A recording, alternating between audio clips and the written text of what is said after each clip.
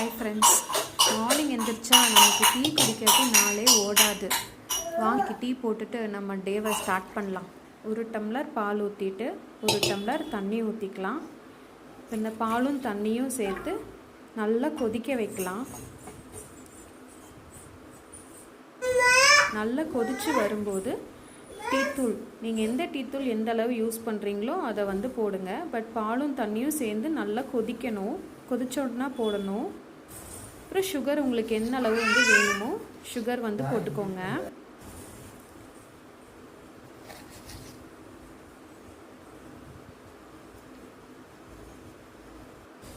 இப்போ நல்லா கொதிச்சு வருது. கொதிச்சு வந்தோடனே லைட்டாக அப்படியே கொஞ்சம் கலக்கி விடுங்க. ஒரு 2-3 டைம் இப்படி கலக்கி விடுங்க.